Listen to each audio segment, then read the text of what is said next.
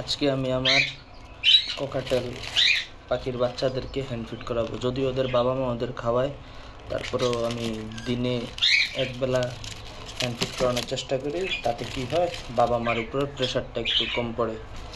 তো আমি হ্যান্ড ফিডের জন্য আমি ইউজ করছি মিজু বার্ড শপের বেবি কেয়ার। বেবি কেয়ারটা আপনারা ইউজ করতে পারেন, এটা খুব ভালো। আমি ইউজ করেছি দেশি পণ্য হিসেবে বেবি কেয়ার খাইয়ে আমি আলহামদুলিল্লাহ স্যাটিসফাইড। আর মিজু বার্ড কেয়ারের আরেকটা এগ ফুড আছে, এই জিনিসটা আপনারা কিনতে পারেন। জিনিসটার কোয়ালিটি ভালো, আমি অলরেডি ইউজ করেছি। পাখি আরাম করেই খায়, জিনিসটাও ভালো। তো প্রথমত হ্যান্ড ফিডের জন্য আপনারা কুসুম গরম পানি নেবেন। কুসুম গরম পানি নেবেন আপনারা ছোট একটা বাটিতে। যে আমি আমার যেহেতু দুইটা ছোট পাখি, সেজন্য আমি ছোট একটা বাটিতে হ্যান্ড ফিডিংটা গুলবো। হ্যান্ড ফিডিং করানোটা খুব সহজ, কিন্তু সময় নিয়ে আস্তে ধীরে করলে ভালো জিনিসটা। আর আপনারা দুইভাবে পাখিকে হ্যান্ড ফিড করাতে পারবেন, এক হচ্ছে চামচের মাধ্যমে, আর এক হচ্ছে সিরিঞ্জের মাধ্যমে। যেভাবে করুন সতর্কতার সাথে হ্যান্ড ফিড করালে পাখির কোনো সমস্যা হবে না ইনশাল্লাহ।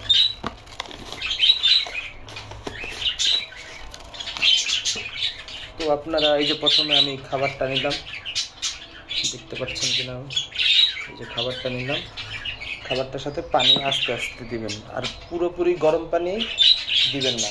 পুরোপুরি গরম পানি দিলে কি হবে, হ্যান্ড ফিডের যে খাবারের যে গুণগত মানটা সেটা নষ্ট হয়ে যায়। পুরোপুরি গরম পানি দিবেন না, পানিটা হালকা গরম থাকলে তখন দিবেন। আর পাখিকে যখন খাওয়াবেন তখন খেয়াল রাখবেন যাতে খাবারটা কুসুম গরম থাকে। বেশি গরম থাকলে পাখির গলা পুড়ে যাওয়ার সম্ভাবনা থাকে। আর একবারে ঠান্ডা হ্যান্ড ফিড হলে পাখির ঠান্ডা লাগার সম্ভাবনা থাকে। সেই জন্য সতর্ক থাকবেন যাতে খাবারটা কুসুম গরম থাকে।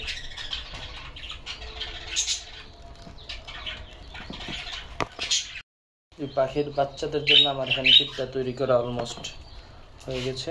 আপনাদের দেখাই, খাবারটা কুসুম গরম রাখবেন। আর হ্যান্ড ফিডটা আপনারা একবারে চাক করবেন না, মানে শক্ত রাখবেন না, তাহলে কিন্তু পাখির হজমে সমস্যা হবে। আবার একদম নরম করবেন না, পাখির বয়স বেঁধে হ্যান্ড ফিডটা দেখুন। আমার হ্যান্ড ফিডটা একবারে এরকম মিহি হ্যান্ড ফিডটা করবেন। আর কুসুম গরম হলে তখন বাচ্চাকে হ্যান্ড ফিডটা দিবেন। আমার হ্যান্ড ফিডটা এখন কুসুম গরম আছে, আমি এখন সিরিঞ্জে নিয়ে পাখিদের খাওয়াবো।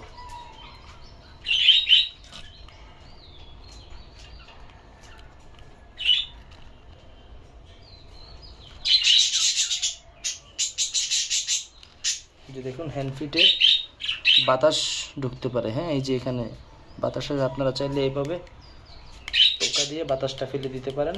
আর যদি বাতাসটা না ফেলতে চান তাহলে এই যে লাস্টে দিয়ে বাতাসটা টোকা দিলে উপরে উঠে যাবে। তারপরে এই অবধি খাওয়াবেন, বা কি অল্প একটু খাওয়াবেন না হলে কিন্তু বাতাসটা পাখির পেটে চলে যাবে, সেক্ষেত্রে পাখির সমস্যা হবে। আর হ্যান্ড ফিডের সময় যে জিনিসটা খেয়াল রাখবেন, আমি পাখিটা হাতে নিচ্ছি দেখুন, সবসময় পাখির ডান সাইড দিয়ে আপনি সিরিজটা ঢুকাবেন। যদি সিরিজ দিয়ে খাইয়ে থাকেন পাখিকে, ডান সাইড দিয়ে সিরিজটা নেবেন। পাখির বাম সাইডে সবসময় মনে রাখবেন শ্বাসনালীটা থাকে, আর ডান সাইডে পাখির খাদ্যনালীটা থাকে। দেখুন আমি কীভাবে দিচ্ছি, দেখুন আপনারা, এই যে আমি ডান সাইড দিয়ে সিরিজটা ঢুকাচ্ছি। সিরিজটা দেওয়ার পরে দেখুন পাখি নিজে খেয়ে নেবে। দেখুন, দেখছেন? আর ডান সাইড দিয়ে দিলে পুরো সিরিঞ্জটা আপনার ভিতরে ঢুকাবে। যদি বুঝেন পুরো সিরিঞ্জটা ভিতরে ঢুকেছে, তার মানে খাবারটা খাদ্যনালীতে গেছে, সিরিঞ্জটা শ্বাসনালীতে যায়নি।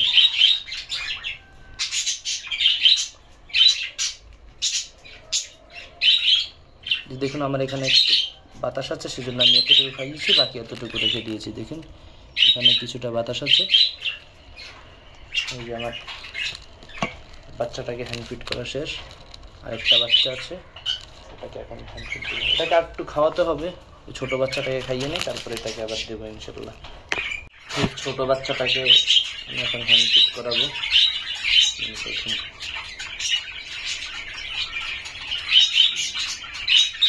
আমি এখানে 3 ml হ্যান্ডফিট নিয়েছি, ছোট সিরিঞ্জের। এই যে বাচ্চাটা, ওকে এখন আমি হ্যান্ডফিট করাবো।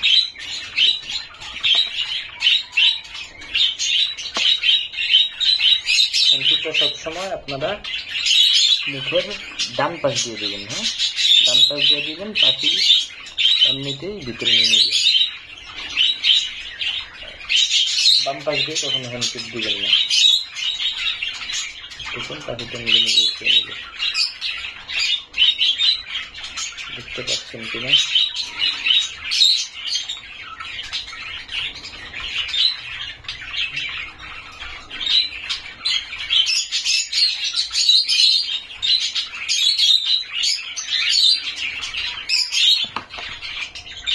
হ্যান্ডফিট করানো শেষ।